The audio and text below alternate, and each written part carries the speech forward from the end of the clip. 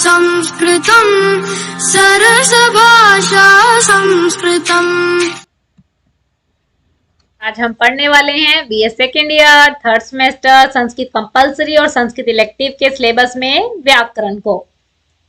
हमने पिछले लेक्चर में जाना समास किसे कहते हैं, समास के कितने भेद हैं, समास की पहचान किस प्रकार की जाती है, अव्ययीभाव समास किसे कहते हैं, उसको बहुत डिटेल से हमने जाना।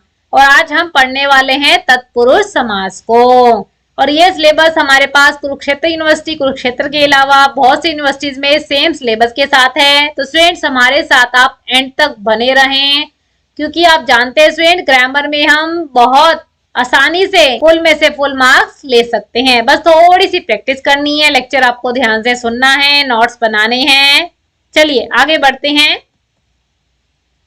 तत्पुरुष समास किसे कहते हैं, जिसमें उत्तर पद की प्रधानता होती है। बाद वाले पद को उत्तर पद कहा जाता है। जैसे उदाहरण देखिए, राजपुरुषः, राज्ञः पुरुष, राजा का पुरुष। तो यहाँ पे षष्ठी तत्पुरुष समास का प्रयोग किया गया है।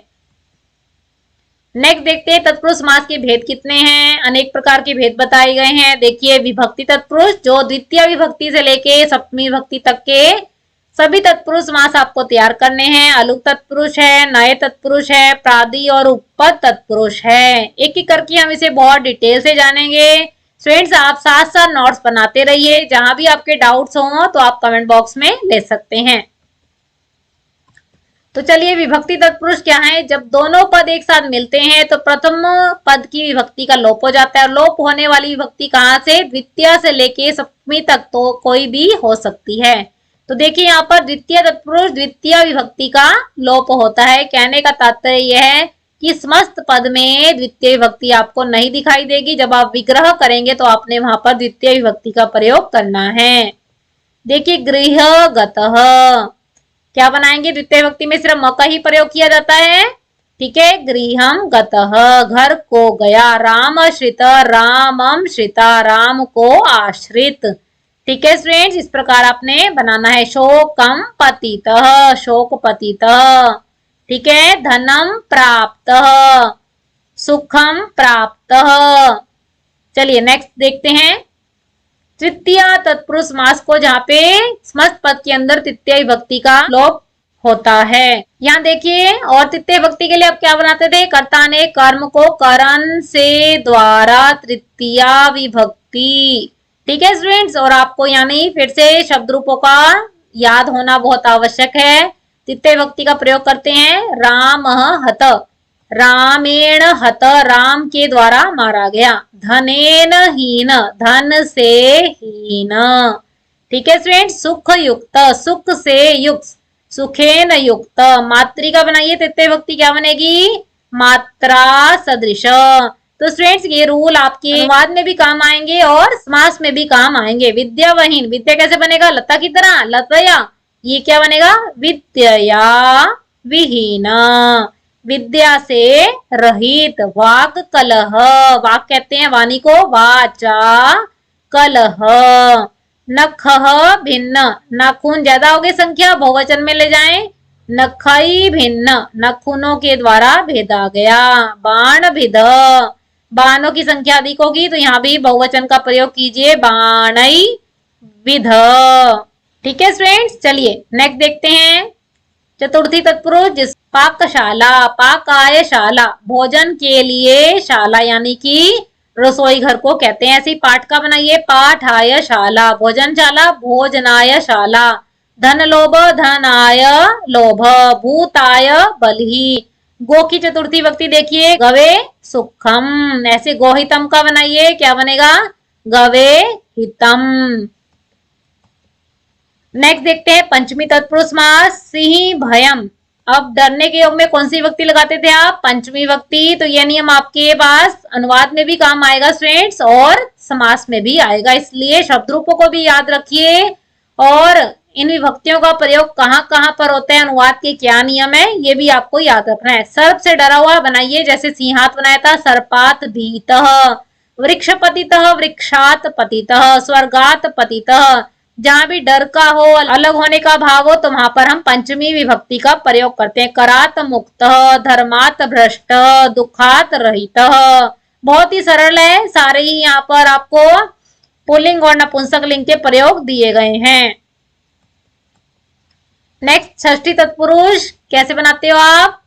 राजपुत्र, राजा का पुत्र, राज्ञः पुत्र, संस्कृत अध्यापक, संस्कृतस्य अध्यापक, बालक की बनाई थी बालकस्य, संस्कृत की बनी संस्कृतस्य, अध्यापक।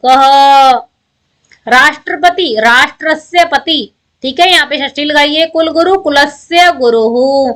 विद्या, लता की तरह चलाइए, कैसे बनाते हो लता में? लतायः, विद्यायः, आल्य, विद्या का घर अर्थात विद्यालय यानी कि स्कूल, ठीक है। निशा, निशा भी लता की तरह ही सेम बनाइए। निशायः पति, रात्रि का स्वामी या रात्रि में विचरण करने वाला। गणेश, गण का स्वामी, गण अधिक है, यहाँ पे बहुवचन का प्रयोग कीजिए। गणा नाम ईशः। इस प्रकार आपको समस्त पदों का विग्रह करना है। सप्तमी तत्पुरुष समास को देखते हैं। इसका क्या अर्थ होता है? कर्ता ने कर्म को करण से संप्रदान के लिए अपादान से जुदाई संबंध काके की अधिकरण में पर, यानी में या पर के अर्थ को बताता है, तो वहां पर क्या है? सप्तमी विभक्ति का प्रयोग किया जाता है। ठीक है स्टूडेंट, चलिए देखते हैं। जलमग्न, जल में मग्न, क्या बना? जले मग्न। धर्मरतः, धर्म में रत, धर्मे रतः। युद्ध जय, युद्धे जय। वचनबद्ध, वचने बद्ध। इस प्रकार बनाएंगे। न्याय निपुण, न्याय निपुण। नीति का बनाइए। इकारांत आ गया आपके पास, कैसे बनाया था मुनि में या मति शब्द रूप में, तो उस तरीके से चलाना है आपने। नितौ निपुण, नीति में निपुण। वाक्पटु बनाइए, वाची पटु। सर्वश्रेष्ठ, सर्व यानी बहुवचन को बता रहा है। सर्वेषु श्रेष्ठ। चलिए नेक्स्ट देखते हैं। अलुक तत्पुरुष समास, जिसमें विभक्ति का लोप नहीं होता, और ये बहुत अधिक सरल है और ये बहुत अधिक प्रश्न पत्र में पूछ लिया जाता है। सहसा कृतम, अचानक किया गया। सिर्फ इसमें आपने इनको अलग अलग करना है, ठीक है। प्रस्मयी पदम, अब देखिए कैसे बनेगा। प्रस्मयी अलग लिख दीजिए और थोड़े से गैप के बाद पदम लिख दीजिए। आत्मने पदम, ये भी सेम ऐसे है, आत्मने पदम। युधिष्ठिर, थोड़ा सा परिवर्तन यहाँ है, युधिष्ठिर, युद्ध में जो स्थिर रहता है। वाचस्पति, इसकी जगह विसर्ग बनाइए स के स्थान पे। वाचः पति। तमसा आवृतम, तमस अंधकार को थोड़ा तोड़ के बनाइए। तमसा अंधेरे से, आवृत माने ढका हुआ। तमसा आवृतम। दुराद आगता, दूर से आया हुआ। दुराद आगतः। खेचरः, खे कहते हैं आकाश को, चर माने विचरण करने वाला। सरसीजम, यानी कि जो कीचड़ में उत्पन्न होता है ना, उसे कहते हैं सरसीजम। देवा नाम प्रियम, यहाँ भी ऐसे करेंगे। तो इस प्रकार स्टूडेंट देखिए कितना आसान था अलग तत्पुरुष समास, और ये बहुत अधिक आपसे प्रश्न पत्र में पूछ लिया जाता है, तो बड़े ध्यान से आपने इसका विग्रह करना है। नए तत्पुरुष निषेध अर्थ को बताता है और न के स्थान पर अ या अन का प्रयोग होता है। तो देखते हैं उदाहरण से। अनंतम, अब आप चेक कीजिए, यहाँ तक आपके पास अन वाले उदाहरण है, इन सबके स्थान पे भी आपने इसको न ही करना है, और इसके पश्चात जो है न में से स्वर निकालिए। ये क्या बना? न अंतम। ठीक है, ये देखिए स्टूडेंट्स, यहाँ पे बनाइए। अन में कौन सी एक ही मात्रा है? एक। ठीक है, न बनाइए आदि। यहाँ पर बनाइए न आगतम। न, ये क्या बना? न में उ की मात्रा है ना, कैसे बनाओगे? न उपस्थितः। न अनृतम, ये कैसे बनाओगे? न में री है ना, ये बनेगा न ऋतम। और ये तो बहुत अधिक सरल है।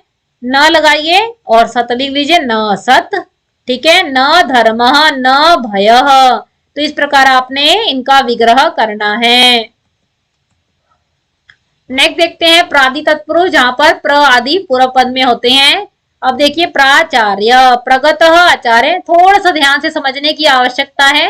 प्रवातः प्रकृष्टः वातः, यानी जब प्रचंड वायु चलती है तो उसको हम क्या कहते हैं, प्रवातः। कु माने बुरे को बताता है, और बुरे के लिए हम क्या प्रयोग करते हैं, कुत्सितः राजा, बुरा राजः। कुपुत्र भी ऐसे ही बनेगा, कुत्सितः पुत्र। सु माने अच्छे के लिए प्रयोग है, ये बनेगा शोभनः पुरुषः। ठीक है, तो इसी प्रकार सुपुत्रः शोभनः पुत्रः। अतिरथः अतिक्रांतः रतः, अतिक्रांत अतिक्रमण अर्थ को बता रहा है यहाँ पर। अतीन्द्रिय अतिक्रांतः इंद्रियाणि। निश्चिंतः ये बनेगा निर्गतः चिंतायः, निकल गई है चिंता, यानी अलग होने का भाव है, पंचमी विभक्ति का यहाँ पर प्रयोग किया गया है। ठीक है स्टूडेंट, निर्मूलम निर्गतः मूलात, यहाँ भी पंचमी विभक्ति का प्रयोग है। नेक्स्ट हमारा उपपद तत्पुरुष समास है, जहाँ पे उत्तर पर कृदंत का रूप होता है, यानी कृदंत किसे कहते थे स्टूडेंट्स हम, जहाँ प्रत्यय धातुओं के साथ जुड़ते हैं तो वह कृदंत होते हैं। तो उदाहरण से समझते हैं। अब देखिए यहाँ पर क्या है, द चेक कीजिए पीछे, जो जय जित कार, तो ये सभी हमारे किसको बता रहे हैं, कृदंत के रूप को बता रहे हैं, अर्थात धातु के रूप को बता रहे हैं। देखिए उदाहरण से, धन्नम ददाति इति बनाइए। नेक्स्ट, वरम ददाति इति, जलम ददाति इति, गो का बनेगा गाम ददाति इति, दुखद दुखम ददाति इति, धनंजय धनम जयति इति, धन को जीतने वाला, इसलिए अर्जुन का नाम भी ये क्या है, धनंजय।